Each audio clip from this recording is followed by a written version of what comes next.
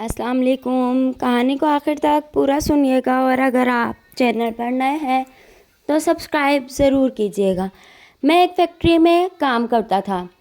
एक दिन मालिक ने छुट्टी करने पर मुझे निकाल दिया। मैंने सोचा कि इससे पहले कि मैं घर में फाके होने लगे मैं कोई काम धंधा कर लेता हूँ, इसलिए मैं एक रेहड़ी ख़रीद ली और सब्जियाँ और फल फ्रूट बेचने लगा।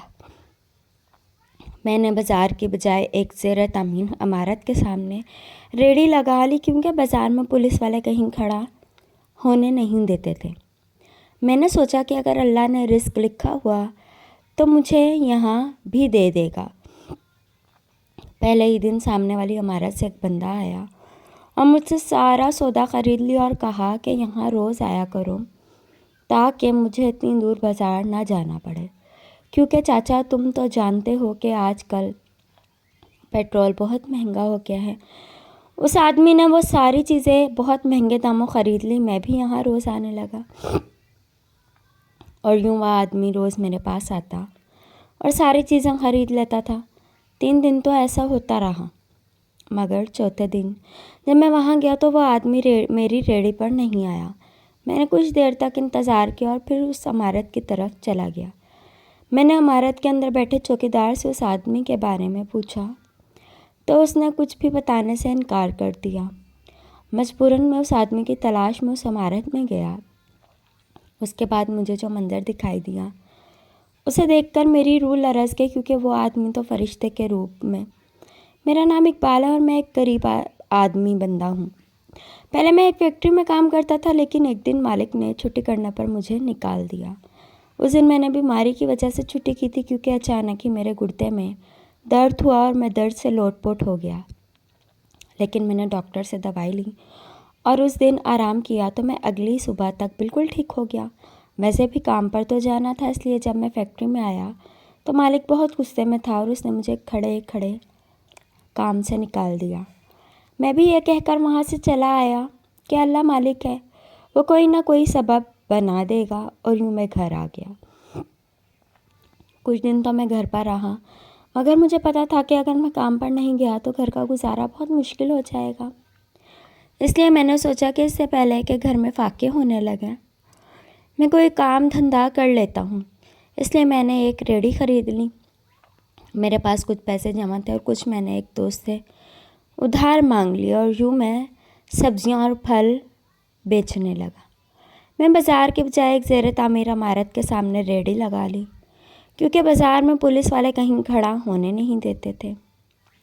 बाज़ार में दुकान लेने की मेरी हैसियत नहीं थी और दुकान के सामने पुलिस वाले खड़ा नहीं होने देते थे। इसलिए मैंने सोचा कि अगर अल्लाह ने रिस्क लिखा हुआ तो मुझे यहाँ भी दे देगा। इसलिए मैं सुबह सवेरे उठकर सब्ज़ी मंडी जाता और सस्ते दामों फल और सब्ज़ियाँ ले आता था। यहाँ मेरा एक दोस्त भी था, जिसकी वजह से मुझे सब्ज़ियाँ बहुत सस्ते रेट पर मिल जाती थी। अब मैं जगह के बारे में सोचने लगा।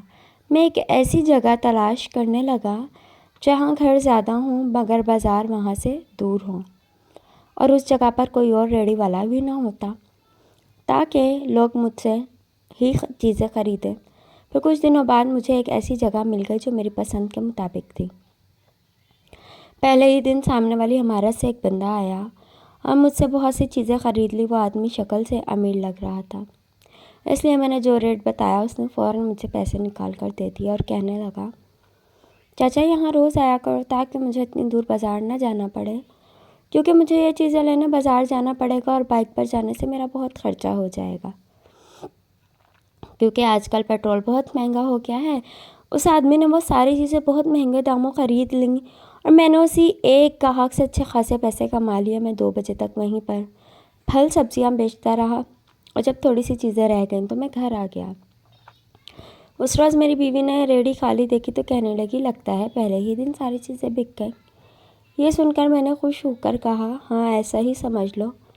फिर मैंने अपनी बीवी को उस आदमी के बारे में बताने लगा कि वो आदमी नहीं, जैसे कोई फरिश्ता था जो अचानक से आया और उसने रेहड़ी पर मौजूद सारी चीज़ें ख़रीद ली। ये सुनकर मेरी बीवी उस आदमी को दुआएं देने लगी।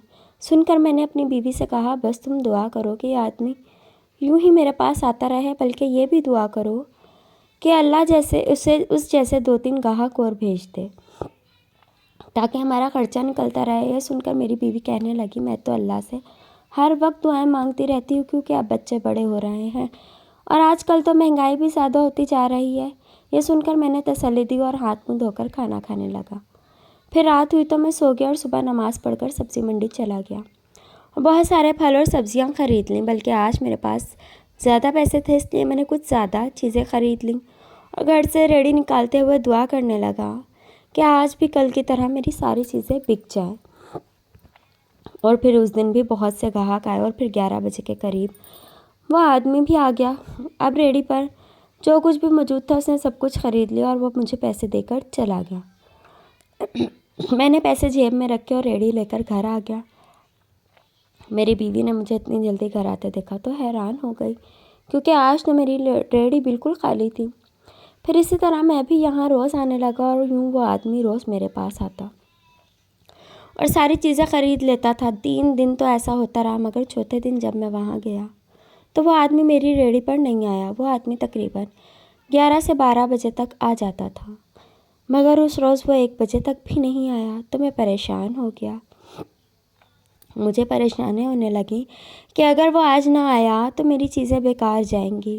میں نے کچھ دیر تک تو انتظار کیا اور پھر اس عمارت کے اندر چلا گیا۔ میں نے سوچا باہر بیٹھے چوکیدار سے یوں ہی باتیں کرنے لگوں گا اور پھر اس آدمی کے بارے میں پوچھ لوں گا۔ میں نے سوچا کہ اگر اس نے میرے بات کا جواب دیا تو ٹھیک، ورنہ میں واپس آ جاؤں گا۔ میں نے عمارت میں اندر بیٹھے چوکیدار سے اس آدمی کے بارے میں پوچھا تو وہ مجھے حیرانی سے دیکھنے لگا۔ اس نے مجھ سے کہا، یار یہ عمارت تو ابھی بن رہی ہے، اس لیے یہاں کوئی نہیں رہتا، اس لیے یہاں زیادہ تر مزدور لوگ ہی ہوتے ہیں۔ یہ سن کر میں نے چوکیدار کو اس آدمی کا حلیہ بتایا اور یہ سن کر وہ کہنے لگا، یہ تو بہت امیر آدمی لگتا ہے، مگر میں نے یہاں ایسا آدمی نہیں دیکھا۔ یہ سن کر میں واپس ریڑھی کی طرف آ کر بیٹھ گیا۔